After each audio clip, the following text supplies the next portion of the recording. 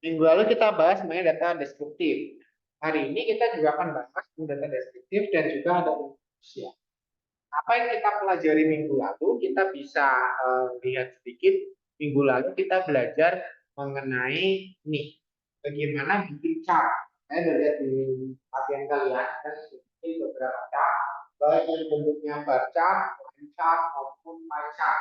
Jadi, kapan kalian bikin dalam bentuk sekarang, kapan kalian bikin bahkan itu tergantung dari kalau dalam persentase paling bagus dengan pie chart, misalnya gitu ya. Tapi kalau kita bisa kemudian ada juga ukuran tadi sentral yang kita bahas, ini media reduce, masuk ada stimulus to proses. Nah ini saya lihat kalian sudah mulai praktek dan hampir semuanya sudah bisa, gitu ya. Kalau nggak bisa ya paling nggak sudah ada videonya atau paling nggak sudah ada caranya untuk. Nah ini kita akan lakukan hal yang sama juga, tapi dengan satu. Nah, setelah itu kemarin kita juga mulai membahas sedikit mengenai yang namanya relationship, korelasi. Korelasi itu dibagi dalam 3 kelompok.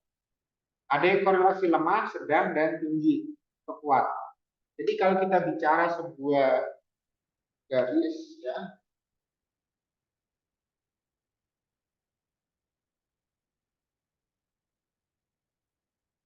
antara 0, kemudian 0,5, 0,8,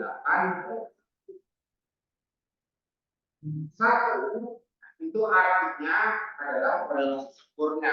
0 tidak korelasi. Artinya kalau tidak korelasi tidak ada hubungan. Baik. Sedangkan kalau korelasi sempurna itu artinya ada hubungan antara satu pengamatan dan maksudnya bagaimana? Contoh kita punya dua pengamatan, misalnya nilai dengan waktu belajar. Kalau satu itu artinya ketika nilainya naik, maka waktu belajarnya juga naik. Kalau nol artinya ada hubungan dengan waktu. Kalau satu itu juga bisa berarti kalau nilai turun, ini juga turun. Kalau ini positif satu, kalau ini negatif. Jadi mengikuti tanya. Apakah dia sama-sama naik atau sama-sama? Itu antara 0 dan 1. Nah, di antara 0 dan 1 itu ada 3 bagian. Ini yang lemah, ini yang sedang, ini kuat. Kalau kuat, ini artinya dia pasti dia bisa saling mempengaruhi.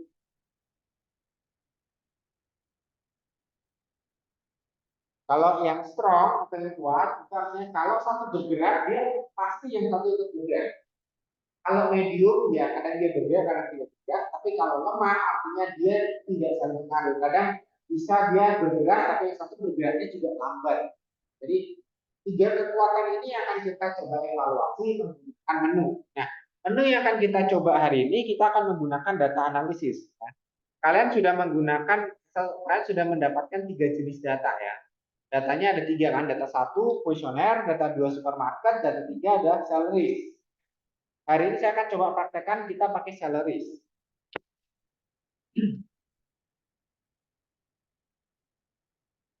Nah, di data salaries kita dapat yang seperti ini kemarin. Kalian sudah belajar bagaimana menghitung yang namanya mean, median, dan modus gitu ya. Nah, hari ini yang mau saya praktekkan adalah bagaimana kita menghitung dengan menggunakan data analisis. Data analisis itu adanya di mana? Di bagian data di sebelah kanan. Nah, di sini kita nggak ada nih. Ini kita harus tampilin dulu. Ini menggunakan tampilan Excel yang lama. Kalau Excel yang baru, di sebelah kanan sini akan muncul data analisis. Tapi kalau Excel yang lama, itu ada di bagian atas di sini, di comments. Bisa dinyalakan dulu. Contoh di add-ins di sini. Analisis toolpath. Saya nyalakan dulu. Nah, dia muncul di sini, sebelah kanan, data analisis. Nah, di data analisis ini ada berbagai macam alat yang kita bisa pakai. Mulai dari ANOVA, korelasi yang akan kita bahas hari ini, kemudian ada juga deskriptif statistik yang akan kita gunakan. Kita baru pakai dua itu dulu, yang lain nanti. Nah, kita mau coba praktekkan dari database yang salary untuk yang 2015. Tadinya datanya seperti ini, ada berbagai macam posisi. Nah, kita kelompokkan seperti ini. Jadi belum tentu sama jumlahnya. Contoh misalkan catcher ini ada berapa orang. Kemudian desain hitter cuma ada 7 orang. Jadi nggak sama jumlahnya. Tapi kita bisa analisis secara bersamaan. Kita pakai deskriptif statistik di sini. Data yang mau kita ambil adalah data seluruh pengamatan gaji yang kita punya. Dari atas sampai yang paling bawah. Nah, grupnya dia dikelompokkan dalam kolom ya tadi ya. Ini kolom 1 catcher, kolom 2 center fielder, kolom 3 hitter, batsman dan sebagainya. Jadi grupnya per kolom dan di baris yang pertama ini ada labelnya, ada namanya. Maka kita klik di sini label in the first row. Outputnya mau kita taruh mana? Outputnya saya mau taruhnya di sebelahnya aja, di L1. Kita minta summary statistiknya, kemudian dia akan muncul ya di sini. Nah, ini adalah hasil yang kita dapatkan. Di sini untuk catcher, kemudian ini center fielder, saya coba berikan warna yang beda dulu untuk mudah. Permudah ini adalah first baseman dan ini pitcher. Nah, dari sini satu kali menjalankan analisis menggunakan data analyze, kita langsung dapat nilai min, median, hope, ya, standar deviasi, variance, skewness, kurtosis, ya, maksimum, minimum, range, dan juga jumlah sampelnya. Untuk data catcher ada 70 gaji yang diamati. Kalau rancet dari atas ke bawah itu ada 70. Untuk fielder ada 59. Jadi nggak harus sama ya. Hitter ada 7. Jadi berapapun datanya masukin aja semua. Ini adalah nilai min. Jadi kalau kita mau cari tahu ini mungkin kita kasih ini dulu. Nah, oke. Rata-rata gaji catcher itu 2,6 juta gajinya ya. Nilai tengahnya itu 1 jutaan, paling banyak itu yang gajinya 507 dolar, 507.000 dolar. Nah, di sini kita melihat skewness-nya positif 3. Artinya apa? Dengan gaji 2,6 dia ada di 3. Skew-nya ada di 3. Average-nya 2,6. 3 itu kan berarti setelahnya 2,6. Jadi datanya itu lebih miring ke kanan. Artinya banyak yang posisinya catcher itu gajinya di atas rata-rata. Karena 3 di atas 2,6. Artinya gaji catcher itu kebanyakan di atas rata-rata. Tapi yang di bawah rata-rata ada enggak? Ada, yang cuma 500.000 ada. Dibandingkan rata-ratanya 2,6, ya dia gajinya 500.000 ada. Paling tinggi gajinya 17 juta. Jauh banget ya. Paling murah 500.000, paling tinggi 17 juta. Jadi rentangnya terlalu tinggi. Rentangnya sekitar 16,7 juta. Itu untuk satu posisi ini. Untuk center fielder beda lagi. Kita bisa lihat di sini. Dari 59 pengamatan, gaji rata-ratanya 4,1 juta dolar. Lihat di sini, minimumnya 500.000, maksimumnya 21 juta. Jauh banget ya. Gaji terendah 500, gaji tertinggi 21 juta. Dan kalau kalian lihat skewness-nya 2, ya, dengan min-nya 4, skew-nya 2. Itu balik.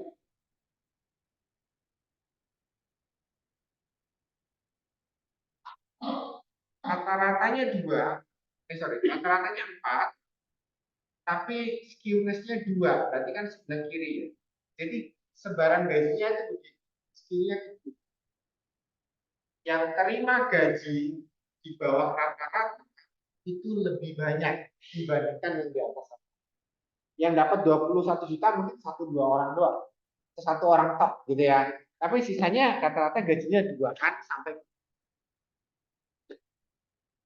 Itu cara baca menggunakan data analisis di sini. Jadi kalau kemarin kita hitung satu persatu ya, sama dengan mean, sama dengan median, sama dengan fluktuasi dan sebagainya, di sini dengan satu tombol kita bisa dapat.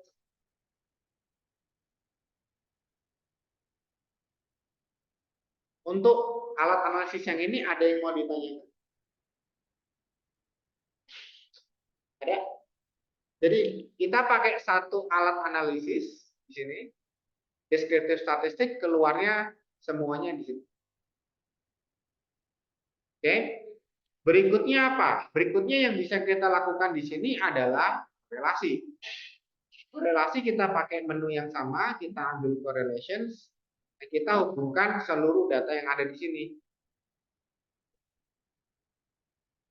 Kita mau lihat korelasinya kayak apa. Positif atau negatif, kuat atau enggak. Outputnya kita taruh di mana? Outputnya saya mau taruh di bawahnya tabel yang tadi. Nah, kita sudah keluar nih nilai dari hasil pengamatannya. Nah, ada yang positif, ada negatif. Contoh misalkan center fielder dengan catcher ini negatif. Artinya kalau gajinya fielder naik, gajinya catcher turun. Negatif itu. Satu naik, satu turun. Gajinya catcher turun, gajinya fielder naik. Kalau hitter dengan catcher dia positif, berarti dia kalau hitter naik, catcher naik. Tapi korelasinya kuat atau lemah atau sedang, kita bisa lihat di sini. Ada enggak yang standar kita tadi ya 0,8 sampai 1? Ada enggak yang 0,8 sampai 1? Kita coba tes pakai conditional formatting. Kita highlight aja. Yang di atas 0,8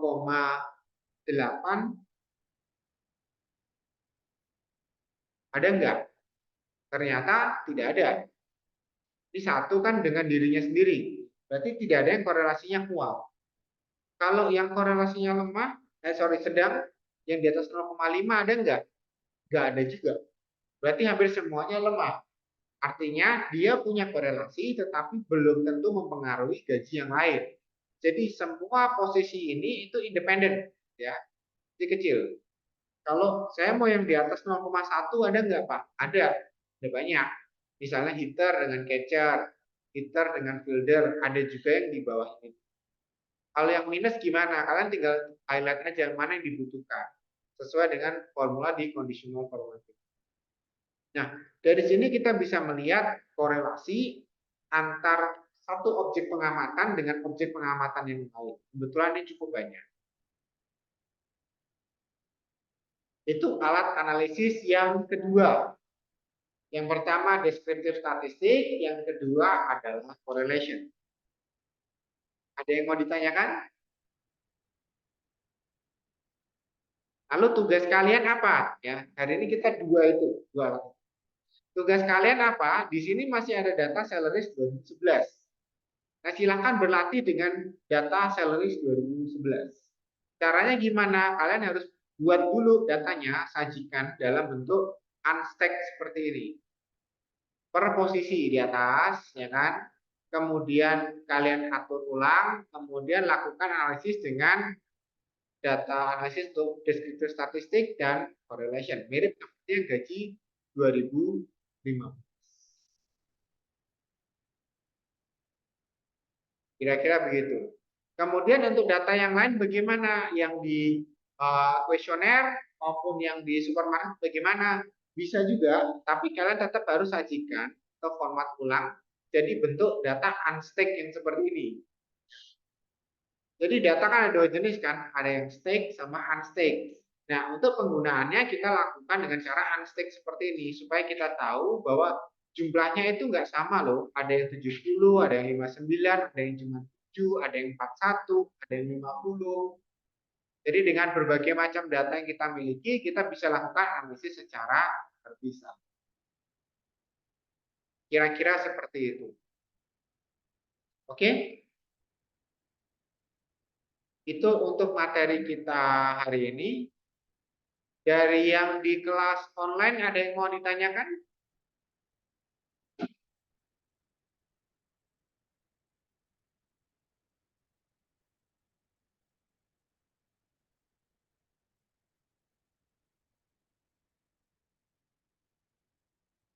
Kalau di kelas ini ada yang mau ditanyakan?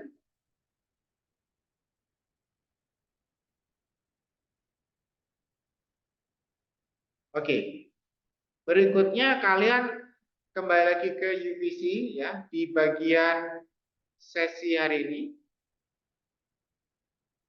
Materi PPT yang tadi ada di sini, kemudian ada satu menu untuk kalian submit hasil latihan dengan correlations atau covariance juga boleh di situ, dan juga deskripsi statistik yang tadi. Kemudian silakan disubmit ke sini. Saya kasih waktu sama seperti kemarin, waktunya 1 hari besok. Yang kemarin lewat, kalau mau submit boleh, tapi nanti ada keterangan aja terlambat. Silakan. Mumpung belum di close, mumpung belum dinilai, silakan masih bisa di submit buat yang terlambat. Oke? Kira-kira seperti itu.